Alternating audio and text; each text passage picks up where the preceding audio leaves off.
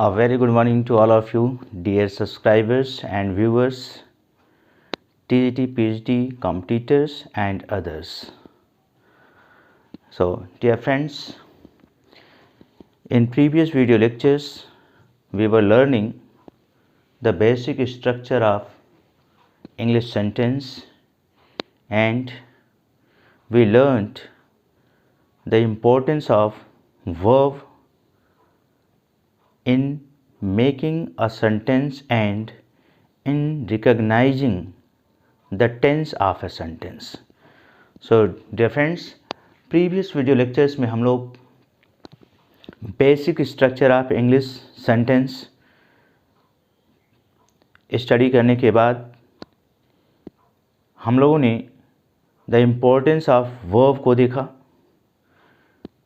The importance of verb in making a sentence and in recognizing the tense of a sentence. Okay friends, so आपने देखा basic structure में how with the help of suitable helping verb and suitable form of verb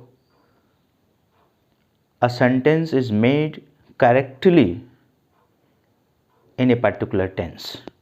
तो पिछले video lectures में आपने देखा था कि कैसे suitable helping verb और suitable verb form की सहायता से या का प्रयोग करके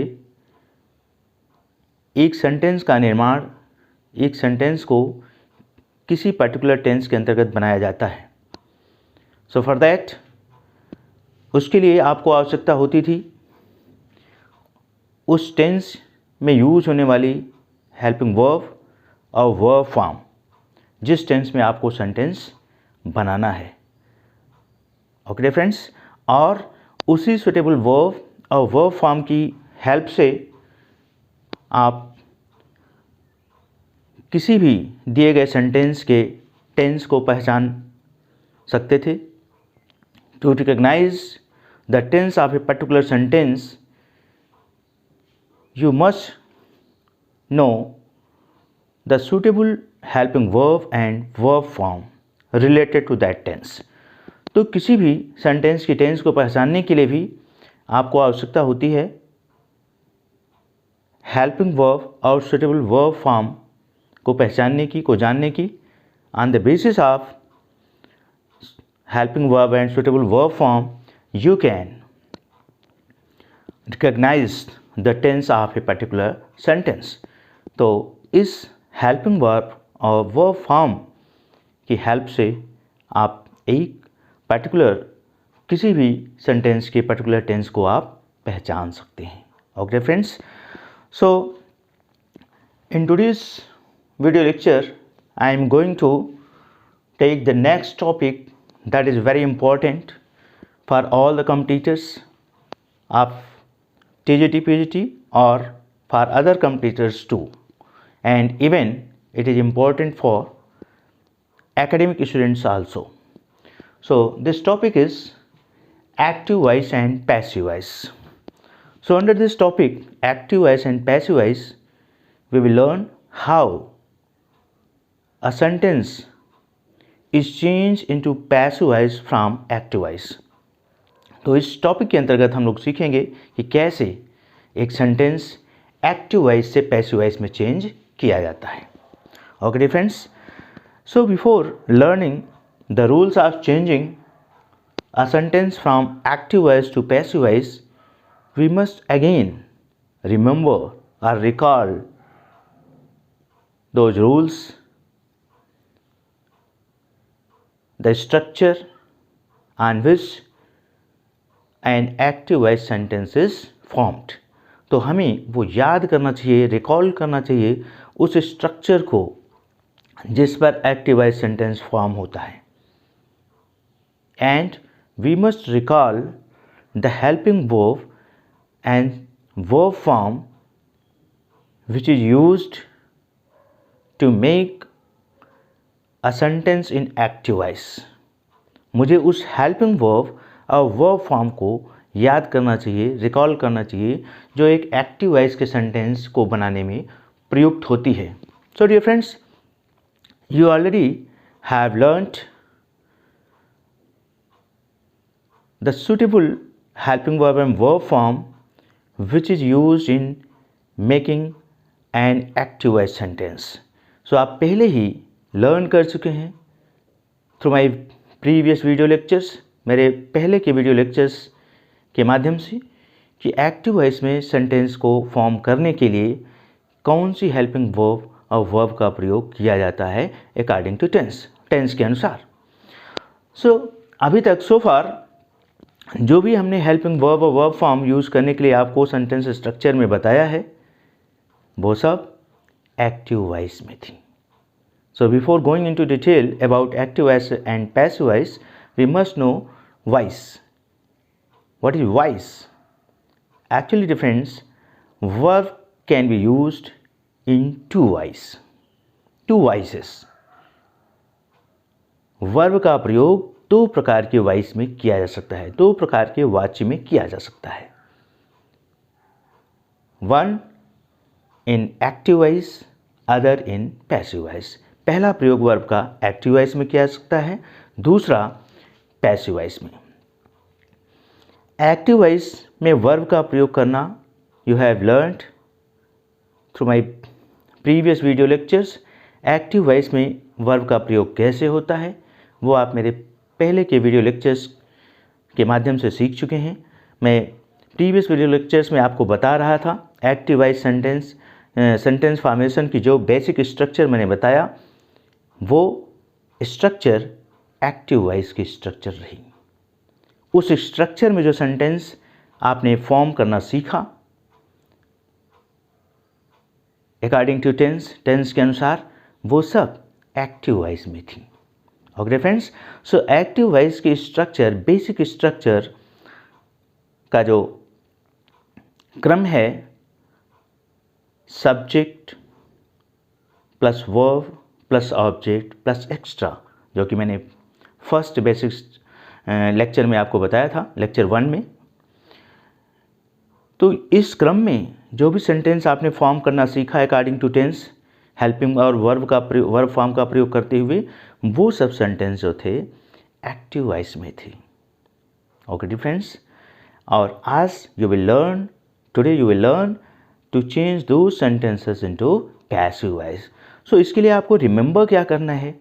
first of all, active voice की वो हेल्पिंग वर्ब और वर्ब फॉर्म जिसका प्रयोग करके आप एक पर्टिकुलर टेंस में सेंटेंस का निर्माण करते थे, थोड़ा सा मैं आपको रिमाइंड कराना चाहूँगा। जैसे प्रेजेंट टेंस के अंतर्गत जब आप सेंटेंस फॉर्मेशन कर रहे थे, सेंटेंस को बना रहे थे, उस समय आप हेल्पिंग वर्ब डू और डस प्लस वर्ब फर्स्ट फॉर्म का प्रयोग कर रहे थे।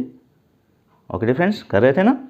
सो वो डू या डस प्लस वर्ब की फर्स्ट फॉर्म का प्रयोग जिस सेंटेंस करके जो सेंटेंस आप बना रहे थे प्रेजेंट टेंस के अंतर्गत, वो सेंटेंस आप एक्टिव वॉइस में बना रहे थे, वो सेंटेंस आपका एक्टिव वॉइस में था। एक्टिव वॉइस में वही सेंटेंस होते हैं जिनमें वर्ब का प्रयोग डूअर के अनुसार किया जाता है, सब्जेक्ट के अनुसार किया जाता है, जिसमें वर्ब का प्रयोग सब्जेक्ट के नंबर और पर्सन के अनुसार किया जाता है, वो सेंटेंसेस एक्टिव वॉइस में होते हैं। When verb is used according to subject. So आपने जो सेंटेंस फॉर्मेशन के अंतर्गत आपने सीखा, उसमें मैं आपको बता रहा था और आपने प्रयोग भी किया, सेंटेंस को फॉर्म किया, तो हेल्पिंग और वर्ब का प्रयोग किसके अनुरूप कर रहे थे? According to subject, doer. Okay friends, so इसी तरह से मैं आपको याद दिलाना चाहूँगा, प्रेजेंट कंटिन्यूअस टेंस में सेंटेंस फॉर्मेशन के दौरान आपने helping verb is am are के साथ वर्ब की आईएनजी फॉर्म का प्रयोग किया, यानी is am are plus ING form of verb, ये जो है एक्टिव वॉइस में है। अगर इस तरह से वर्ब का प्रयोग सेंटेंस को फॉर्म करने के लिए किया जाता है तो वो सेंटेंस आपका एक्टिव वॉइस में होगा। Okay friends, present perfect tense में आपने प्रयोग किया हैज़ या have plus verb third form. तो हैज़ या हैव के साथ वर्ब थर्ड फॉर्म का जब आपने प्रयोग किया या प्रयोग करके सेंटेंस को फॉर्म किया, बनाया, वो सेंटेंस एक्टिव वॉइस में था। ओके फ्रेंड्स, सो इस तरह से आपने देखा। Next, present perfect continuous tense में हैज़ या हैव प्लस बीन के साथ वर्ब की आईएनजी फॉर्म का प्रयोग किया, वो सेंटेंस आपका प्रेजेंट परफेक्ट कंटीन्यूअस टेंस में बना। ओके फ्रेंड्स, इसी तरह से आपने पास्ट टेंस में टेंस के लिए did plus verb first form का प्रयोग किया करके सेंटेंस बनाया। तो डिड प्लस वर्ब की फर्स्ट फॉर्म का सेंटेंस में प्रयोग हुआ है, तो उसे देख करके आप पहचानेंगे कि वह सेंटेंस एक्टिव वॉइस में है, पास्ट इंडेफिनिट में है। इसी तरह से पास्ट कंटिन्यूअस में वाज या वर्ब के साथ वर्ब की आईएनजी फॉर्म का प्रयोग, अगर सेंटेंस में वाज या वर्ब के साथ वर्ब की आईएनजी फॉर्म का प्रयोग किया गया है तो वो सेंटेंस आपका पास्ट कंटिन्यूअस टेंस के एक्टिव वॉइस में है। ओके फ्रेंड्स, इसी तरह से आपने जो भी सेंटेंस फॉर्मेशन किया by using helping verb and verb form according to tense that you did in active voice. So जो भी आपने सेंटेंस वर्ब फॉर्म और हेल्पिंग वर्ब का प्रयोग किया सेंटेंस फॉर्मेशन में अकॉर्डिंग टू टेंस, वो आपने एक्टिव वॉइस में सेंटेंस को फॉर्म किया था, क्योंकि वो वर्ब हेल्पिंग वर्ब और वर्ब फॉर्म आपने डूअर के अनुरूप प्रयोग किया था, सब्जेक्ट के अनुरूप प्रयोग किया था। Okay dear friends, here today you have to form sentences in passive voice. आज आपको सेंटेंस पैसिव वॉइस में फॉर्म करनी है, पैसिव वॉइस में बनानी है। So surely you require a verb form and helping verb which is used in passive voice। तो आज आपको सेंटेंस फॉर्मेशन के लिए उस हेल्पिंग वर्ब और वर्ब फॉर्म की आवश्यकता है जो पैसिव वॉइस में यूज़ की जाती है। ओके फ्रेंड्स, एक्टिव वॉइस में यूज़ की जाने वाली helping verb and verb form से now you all are familiar. अब आप सभी परिचित हैं कि एक्टिव वॉइस में कौन सी हेल्पिंग वर्ब और कौन सी वर्ब फॉर्म का प्रयोग किया जाता है। मैंने आपको रिमाइंड भी करा दिया और प्रीवियस वीडियो लेक्चर्स में आपने देखा भी था, लर्न भी किया था। आज in today's video lecture you will learn to make sentence in passive voice. Passive voice में सेंटेंस कैसे फॉर्म किया जाता है। Okay friends, so active voice के लिए भी मैंने बताया था, सेंटेंस फॉर्म करने के लिए आपको helping verb, suitable helping verb और verb form according to tense जानना आवश्यक होता है। ऐसे ही पैसिव वॉइस में according to tense suitable helping verb and verb form is must to know. तो पैसिव वॉइस में भी सूटेबल हेल्पिंग वर्ब और वर्ब फॉर्म को जानना बहुत ही आवश्यक है। बिना ये जाने आप सेंटेंस को पैसिव वॉइस में फॉर्म नहीं कर सकते या एक्टिव वॉइस से पैसिव वॉइस में चेंज नहीं कर सकते। Okay dear friends, so questions आपसे कंपटीशन में कई तरह से पूछे जा सकते हैं regarding related to this topic. इस टॉपिक से रिलेटेड कई तरह से क्वेश्चंस आपको एग्जाम में पूछे जा सकते हैं।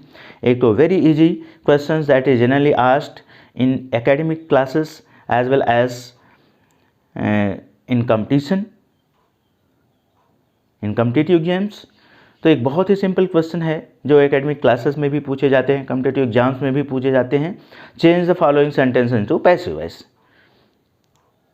कि एक्टिव वॉइस के सेंटेंस को पैसिव वॉइस में बदलिए, या which sentence has been changed correctly into passive voice, choose the correct options given below. तो कि कौन सा सेंटेंस सही ढंग से पैसिव वॉइस में परिवर्तित किया गया है।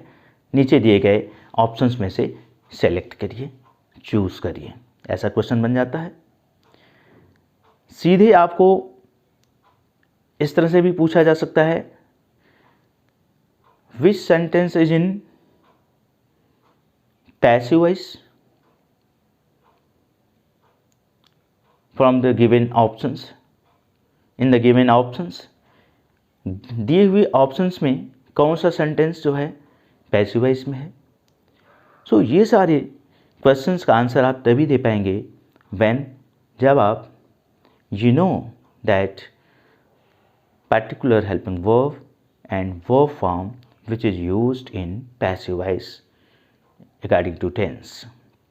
टेंस के अनुसार उस पर्टिकुलर हेल्पिंग वर्ब और वर्ब फॉर्म को। ओके फ्रेंड्स, सो आइए आप देखते हैं अकॉर्डिंग टू टेंस कौन सी verb form, helping verb and verb form use होती है पैसिव वॉइस में। तो first of all remember this point that in passive voice sentences always third form of verb is used।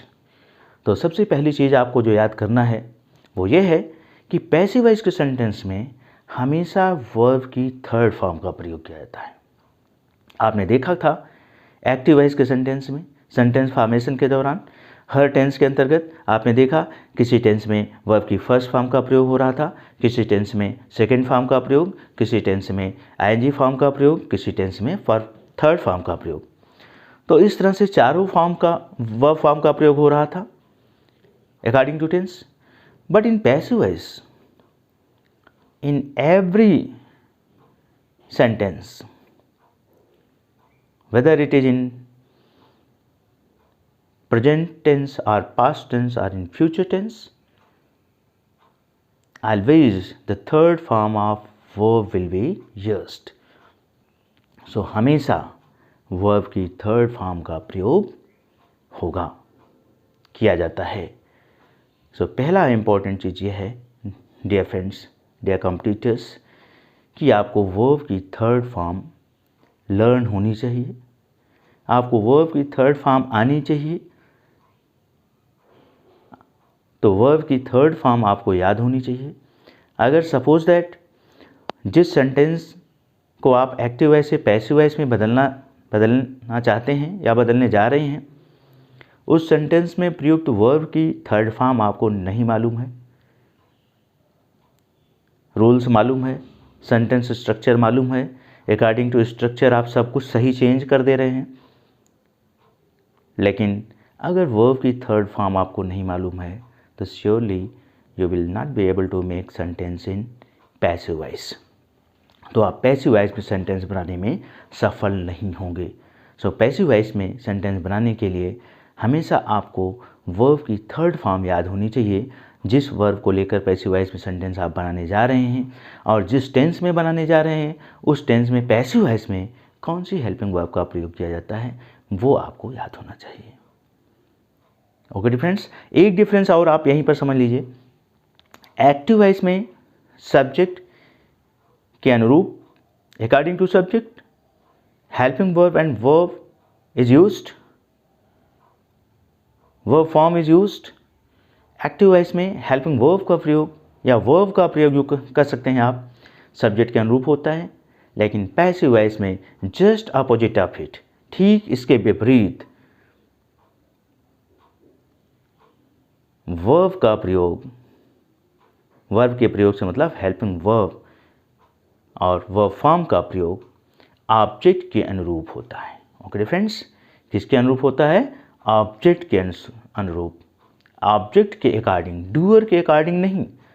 जो importance, जो place active voice के sentence में subject का होता है, वही प्लेस पैसिव वॉइस सेंटेंस में, पैसिव वॉइस स्ट्रक्चर में ऑब्जेक्ट का होता है। कहने से आशय यह है कि सब्जेक्ट एंड ऑब्जेक्ट अपने प्लेस को चेंज कर लेते हैं। सब्जेक्ट के स्थान पर ऑब्जेक्ट प्रयुक्त हो जाता है जब आप पैसिव वॉइस में सेंटेंस फॉर्म करने लगते हैं, और ऑब्जेक्ट के स्थान पर सब्जेक्ट प्रयुक्त हो जाता है। Okay friends, so I hope कि ये आपको चीज़ें समझ में आ रही होंगी। थोड़ा सा मैं आपको यहाँ पर स्ट्रक्चरल डिफरेंस बता देता हूँ। उसके बाद मैं आपको पैसिव वॉइस में यूज़ होने वाली वर्ब, हेल्पिंग वर्ब और वर्ब फॉर्म तो मैंने बता ही दिया। थर्ड फॉर्म में सा वर्ब की प्रयुक्त होगी। हेल्पिंग वर्ब का प्रयोग अकॉर्डिंग टू टेंस आपको बताते हैं। सबसे पहले आप देखिए structural difference between active voice and passive voice. Active voice और पैसिव वॉइस के बीच में स्ट्रक्चरल डिफरेंस क्या है।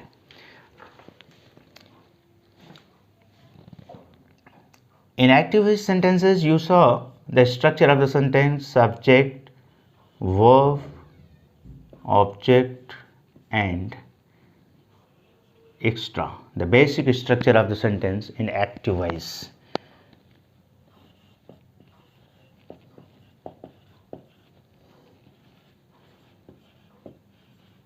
Okay, dear friends. I hope you will be able to watch to see. I have written the basic structure of active voice. So this is a basic structure of on which the active voice sentence is made. According to which the active voice sentence is made. Subject, verb, object, extra. इस structure में जो sentence आप form करते हैं वो sentence आपका active voice में होता है। आप जिस टेंस की हेल्पिंग वर्ब और वर्ब फॉर्म का प्रयोग करते हैं उस टेंस में आपका सेंटेंस बनता है। ओके फ्रेंड्स, अब जरा पैसिव वॉइस की स्ट्रक्चर को देखिए। पैसिव वॉइस की जो बेसिक स्ट्रक्चर है वो क्या है।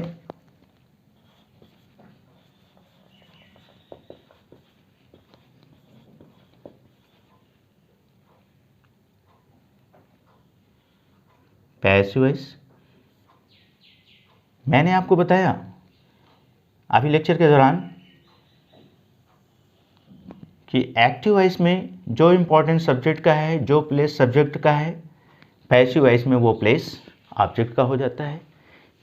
मतलब एक्टिव वॉइस में जो सब्जेक्ट है वो पैसिव वॉइस में ऑब्जेक्ट के प्लेस पर हो जाता है, ऑब्जेक्ट के रूप में हो जाता है, और जो ऑब्जेक्ट है वो सब्जेक्ट के प्लेस पर आ जाता है, सब्जेक्ट के रूप में हो जाता है। तो पैसिव वॉइस की स्ट्रक्चर आपके स्टार्ट होती है ऑब्जेक्ट से, एक्टिव वॉइस की स्ट्रक्चर आपके स्टार्ट होती है सब्जेक्ट से। एक्टिव वॉइस का सेंटेंस आपका बिगिन होता है सब्जेक्ट से और पैसिव वॉइस का सेंटेंस आपका बिगिन होता है ऑब्जेक्ट से। So you see now object will come first in passive voice, object plus active voice के सेंटेंस में आपने देखा आप सब्जेक्ट के बाद वर्ब, यहाँ भी ऑब्जेक्ट के बाद वर्ब आएगा। तो वर्ब में मैं दोनों वर्ब लिख दे रहा हूँ, helping verb HV plus verb third form. Then passive voice में मैंने बताया third form of verb is used. Passive voice में वर्ब की थर्ड फॉर्म का प्रयोग होता है। ओके डिफरेंस, हमेशा जबकि एक्टिव वॉइस में वर्ब की फॉर्म जो है वो चेंज होती रहती है अकॉर्डिंग टू टेंस। टेंस के अनुसार वर्ब की फॉर्म एक्टिव वॉइस में चेंज होती रहती है। पैसिव वॉइस में हमेशा वर्ब की थर्ड फॉर्म का प्रयोग किया जाता है। ओके, एक्टिव वॉइस में दो ऐसे टेंस के सेंटेंस हैं जिसमें हेल्पिंग वर्ब का प्रयोग नहीं किया जाता। वो कौन कौन से हैं आपको याद होना चाहिए, मैं पहले भी बता चुका हूँ। प्रेजेंट इंडेफिनिट टेंस के पॉजिटिव सेंटेंस में हेल्पिंग वर्ब का प्रयोग नहीं किया जाता, सीधा वर्ब की फर्स्ट फॉर्म या वर्ब की फर्स्ट फॉर्म में यस या ईएस ऐड करके सेंटेंस बनाया जाता है। पास्ट इंडेफिनिट टेंस के पॉजिटिव या अफर्मेटिव सेंटेंस में वर्ब के साथ वर्ब की सेकंड फॉर्म का प्रयोग किया जाता है, हेल्पिंग वर्ब का प्रयोग नहीं किया जाता। लेकिन इन passive voice sentence helping verb is always used. Passive voice sentence में हमेशा हेल्पिंग वर्ब का प्रयोग किया जाता है। जिस टेंस से का एक्टिव वॉइस सेंटेंस होगा उसको पैसिव वॉइस में ट्रांसफॉर्म करते समय, पैसिव वॉइस में बदलते समय उस टेंस के लिए पैसिव वॉइस में कौन सी हेल्पिंग वर्ब का प्रयोग किया जाता है उसका आप प्रयोग करेंगे। वर्ब की थर्ड फॉर्म हमेशा फिक्स रहेगी। वर्ब के बाद एक्टिव वॉइस में आपने देखा था ऑब्जेक्ट का प्रयोग होता है, लेकिन पैसिव वॉइस में सब्जेक्ट का प्रयोग होगा, लेकिन उससे पहले प्रीपोजिशन बाई का प्रयोग होता है plus subject and plus extra word. Okay friends, so ये है आपकी basic structure of a passive voice sentence. तो ये आपका पैसिव वॉइस सेंटेंस के लिए बेसिक स्ट्रक्चर है। ओके फ्रेंड्स, सो इस स्ट्रक्चर को आप माइंड में रखिए कि पैसिव वॉइस में कोई सेंटेंस आपको फॉर्म करना है या पैसिव वॉइस के सेंटेंस जो दिया गया है क्वेश्चन में उसको आपको पहचानना है कि विच sentence is in passive voice. Suppose that option में आपको 4 सेंटेंसेस दिए गए हैं और आपसे क्वेश्चन में पूछा गया विच sentence is in passive voice. Find out कि उस सेंटेंस को फाइंड आउट करिए जो पैसिव वॉइस में है। तो पैसिव वॉइस में सेंटेंस को फाइंड आउट करने के लिए आपको सबसे फर्स्ट ऑफ ऑल देखना क्या होगा कि उस टेंस में वर्ब की थर्ड फॉर्म का प्रयोग उस सेंटेंस में वर्ब की थर्ड फॉर्म का प्रयोग किया गया है कि नहीं। तो आपने देखा अगर वर्ब की थर्ड फॉर्म का प्रयोग किया गया है, और क्या देखना होगा उस सेंटेंस में वर्ब की थर्ड फॉर्म से पहले या वर्ब की थर्ड फॉर्म के लिए पैसिव वॉइस की हेल्पिंग वर्ब प्रयुक्त की गई है कि नहीं। पैसिव वॉइस में हेल्पिंग वर्ब प्रयुक्त हुई है कि नहीं। जो पैसिव वॉइस में हेल्पिंग वर्ब होती है मैं आपको आगे बताऊंगा। तो ये देखेंगे और ये भी देखेंगे सेंटेंस की बिगिनिंग सब्जेक्ट से हुई है या ऑब्जेक्ट से। तो आपको जब सेंटेंस पढ़ेंगे तो आपको पता चलेगा कि सेंटेंस की बिगिनिंग जो सेंटेंस में जो वर्ब है, जो एक्शन है, उसको करने वाला डूअर जो है वो शुरू में नहीं है बल्कि बाद में है, ऑब्जेक्ट पहले है, तो वो सेंटेंस आपका पैसिव वॉइस में होगा। ओके फ्रेंड्स, सो ये सब्जेक्ट एंड ऑब्जेक्ट अपना प्लेस चेंज कर रहे हैं। तो ये प्लेस जब चेंज करते हैं तो थोड़ा सा इनको ध्यान में रखना होगा कि जब ऑब्जेक्ट एक्टिव वॉइस में पैसिव वॉइस में सब्जेक्ट के स्थान पे आता है तो वह सब्जेक्ट के फॉर्म में लिखा जाता है, सब्जेक्ट के केस में लिखा जाता है, सब्जेक्टिव केस में। और जब सब्जेक्ट पैसिव वॉइस में ऑब्जेक्ट के स्थान पे जाता है तो वह ऑब्जेक्टिव केस में हो जाता है। ओके फ्रेंड्स, ये केस परिवर्तन जो है वो कुछ प्रोनाउंस हैं जिनका होता है, जो सब्जेक्टिव केस, जिनका सब्जेक्टिव केस और ऑब्जेक्टिव केस अलग अलग होता है। वे प्रोनाउन अगर एक्टिव वॉइस के सेंटेंस में सब्जेक्ट के स्थान पर हैं तो पैसिव वॉइस में जाएंगे तो वो ऑब्जेक्ट के स्थान पर जब जाएंगे तो ऑब्जेक्टिव केस में हो जाएंगे। और वे प्रोनाउन अगर एक्टिव वॉइस के सेंटेंस में ऑब्जेक्ट के स्थान पर हैं तो वो पैसिव वॉइस में आएंगे सब्जेक्ट के प्लेस पर, तो वो सब्जेक्टिव केस में हो जाएंगे। वे प्रोनाउंस कौन हैं, कौन कौन से हैं जिनका सब्जेक्टिव केस और ऑब्जेक्टिव केस अलग अलग होता है, उनको मैं आपको यहाँ पर बोर्ड पर लिख दे रहा हूँ। आप उसको नोट कर लेंगे और लर्न भी कर लेंगे। ये मैं एक लाइन कर रहा हूँ। सो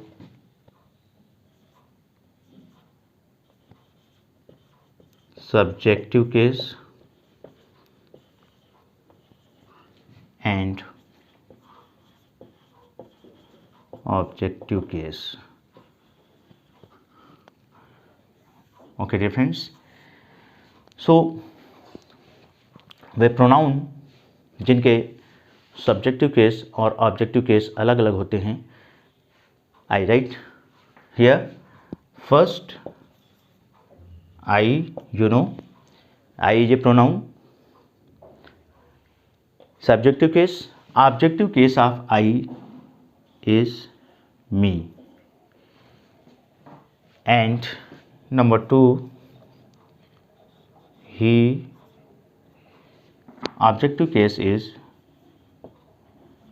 him. Number 3, she. Objective case is her. And number 4, they, objective case is them. Number 5, we, objective case is us. Okay friends, so ये 5 प्रोनाउंस हैं जिनके सब्जेक्टिव केस और ऑब्जेक्टिव केस में डिफरेंस होता है, अंतर होता है। अगर ये प्रोनाउंस एक्टिव वॉइस में सब्जेक्ट के स्थान पर प्रयुक्त हुए हैं, तो ये प्रोनाउंस जब पैसिव वॉइस में सब्जेक्ट के स्थान ऑब्जेक्ट के स्थान पर जाएंगे, देखिए यहाँ से जब यहाँ आएंगे तो ये इस फॉर्म में लिखे जाएंगे। ओके फ्रेंड्स, अगर ये प्रोनाउंस एक्टिव वॉइस के सेंटेंस में सब्जेक्ट के स्थान पर प्रयुक्त हुए हैं, तो पैसिव वॉइस में जब ये बाई के बाद लिखे जाएंगे तो ये इस फॉर्म में लिखे जाएंगे। आई रहेगा, आई के प्लेस तो मी में चेंज होकर लिखा जाएगा, ही हिम में चेंज होकर लिखा जाएगा, सी हर में चेंज होकर लिखा जाएगा, दे देम में चेंज होकर लिखा जाएगा, और वी अस में चेंज होकर लिखा जाएगा। ओके फ्रेंड्स, नाउ अगर एक्टिव वॉइस के सेंटेंस में ऑब्जेक्ट के स्थान पर, ये एक्टिव वॉइस में ऑब्जेक्ट है, आप देख पा रहे होंगे, इसके स्थान पर मी, हिम, हर, देम, अस में से कोई भी एक भी प्रयुक्त हुआ है, तो जब वो पैसिव वॉइस में सेंटेंस आपका बनने लगेगा, जब उस सेंटेंस को आप पैसिव वॉइस में चेंज करने लगेंगे, तो उसके लिए आप इस मी को जब सब्जेक्ट के स्थान पर ला करके प्रयुक्त करेंगे, ऑब्जेक्ट यहाँ लिखेंगे, सबसे पहले लिखेंगे, तो यह मी जो है सब्जेक्टिव फॉर्म में चेंज होकर के यहाँ लिखा जाएगा। वो किस में लिखा जाएगा? आई में। इसी तरह से यहाँ हिम होगा, तो ये हिम आप पैसिव वॉइस में आकर के सब्जेक्ट के स्थान पर जब आके लिखा जाएगा तो सब्जेक्टिव केस में हो जाएगा ही, और इसी तरह से हर सब्जेक्टिव केस में बदल करके सी में लिखा जाएगा, और देम सब्जेक्टिव केस में चेंज होकर के दे में लिखा जाएगा, और अस सब्जेक्टिव केस में चेंज होकर के वी में लिखा जाएगा। ओके फ्रेंड्स, सो ये 5 pronouns you have to learn by heart and you have to see if they have been used in active voice sentence in place of subject, तो ये passive voice में जाएंगे, तो ये ऑब्जेक्टिव केस में change हो जाएंगे। अगर ये ऑब्जेक्टिव केस के प्रोनाउंस एक्टिव वॉइस के सेंटेंस में ऑब्जेक्ट के स्थान पर प्रयुक्त हैं, तो ये पैसिव वॉइस में जब सब्जेक्ट के स्थान पर आएंगे तो इस तरह से ये जो है चेंज होकर के सब्जेक्टिव केस में हो जाएंगे। ओके फ्रेंड्स, ये इधर जाएगा तो ये इसमें चेंज हो जाएगा, और ये इधर आएंगे तो इस फॉर्म में चेंज हो जाएंगे। ओके फ्रेंड्स, इस तरह से आपका ये स्ट्रक्चर बनती है। आई होप कि इतना आपको क्लियर हो गया होगा। अब आप पैसिव वॉइस में सेंटेंस बनाने के लिए आपको ज़रूरत क्या है चेंज करने के लिए, रिमेंबर क्या करना है। आपको ये मालूम है कि जब पैसिव वॉइस में सेंटेंस को ट्रांसफॉर्म करेंगे, चेंज करेंगे या पैसिव वॉइस में सेंटेंस को बनाएंगे तो वर्ब की थर्ड फॉर्म प्रयुक्त हो जाएगी, यानी जो एक्टिव वॉइस में वर्ब प्रयुक्त हुई होगी वो सब बदल करके किस में हो जाएगी? Third form. एक्टिव वॉइस में आपको मालूम है अकॉर्डिंग टू टेंस, किसी टेंस में फर्स्ट फॉर्म प्रयुक्त होता है, किसी में सेकंड, किसी में थर्ड, किसी में फोर्थ। तो किसी भी फॉर्म में अगर वो वर्ब प्रयुक्त हुई है तो वो पैसिव वॉइस में जाकर के थर्ड फॉर्म में हो जाएगी। Okay friends, so I think आज के वीडियो लेक्चर के लिए इतना पर्याप्त है, और in the next video lecture I will tell you according to tense the suitable verb, helping verb which is used। तो नेक्स्ट वीडियो लेक्चर में हम आपको जो है पैसिव वॉइस के लिए सूटेबल हेल्पिंग वर्ब बताएंगे अकॉर्डिंग टू टेंस, कि किस टेंस में किस हेल्पिंग वर्ब का प्रयोग पैसिव वॉइस में सेंटेंस फॉर्म करने के लिए या एक्टिव वॉइस को पैसिव वॉइस में चेंज करने के लिए किया जाता है। तब तक आप लोग एक्टिव वॉइस के स्ट्रक्चर को फिर से लर्न कर लेंगे। एक्टिव वॉइस में अकॉर्डिंग टू टेंस यूज़ की जाने वाली हेल्पिंग वर्ब को आप लर्न कर लेंगे, फिर से रिमाइंड कर लेंगे, लर्न कर लेंगे, क्योंकि आगे जब आप नेक्स्ट वीडियो लेक्चर में एक्टिव वॉइस से पैसिव वॉइस में परिवर्तन सीखेंगे तो एक्टिव वॉइस के सेंटेंस को पैसिव वॉइस में आप तभी बदल पाएंगे जब आप एक्टिव वॉइस के दिए हुए सेंटेंस में को ये पहचान लेंगे कि यह सेंटेंस किस टेंस में है, और ये आप तभी पहचान पाएंगे जब आपको हेल्पिंग वर्ब और verb form according to tense याद होगी। Okay friends, so remember my lecture, remember my suggestions, do accordingly and take the benefit of my teaching through video lecture. Okay, so ये सारी चीज़ें आप याद रखिए और इस मेरे टीचिंग का बेनिफिट लीजिए। So dear viewers, I would like to appeal to all of you, those who are new viewers. So मेरे व्यूअर्स, मैं आपसे ये अपील करना चाहूँगा, जो न्यू व्यूअर्स होते हैं, जो नए होते हैं, मेरे वीडियो लेक्चर को व्यूज़ कर रहे होते हैं, देख रहे होते हैं, उससे स्टडी कर रहे होते हैं, जो सब्सक्राइब नहीं किए हैं, please do subscribe if you think that I am to help you. अगर आपको लगता है कि मैं आपको सहायता कर सकता हूँ, I can help you in your study, in the grammar study, grammar के अध्ययन में मैं आपकी हेल्प कर सकता हूँ, तो आप मेरे चैनल को सब्सक्राइब ज़रूर कर लिया करें, जिससे कि आपको हर न्यू वीडियोस मिलती जाएं और उसके पहले की वीडियोस को भी आपको देखने में हेल्प मिल जाए। So dear viewers, dear friends and competitors, जो आज पहली बार मेरे इस वीडियो लेक्चर को देखेंगे, it's my humble appeal to you, humble request to you, please do subscribe. उसको सब्सक्राइब ज़रूर कर लें और सब्सक्राइब करने के बाद मेरे प्रीवियस वीडियो लेक्चर्स को देखें। जो ग्रामर से रिलेटेड मैं वीडियोस अपलोड किया हूँ, उसको वीडियो लेक्चर्स को देख करके पहले उसको पढ़ें, फिर आने वाले वीडियोस को देखें, जिससे कि आपको ग्रामर का पूरा कंप्लीट अध्ययन, कंप्लीट नॉलेज मिलता जाए, आप समझ सकें। Okay dear friends, so this is all for today. Bye bye. In the next video lecture we will see you again.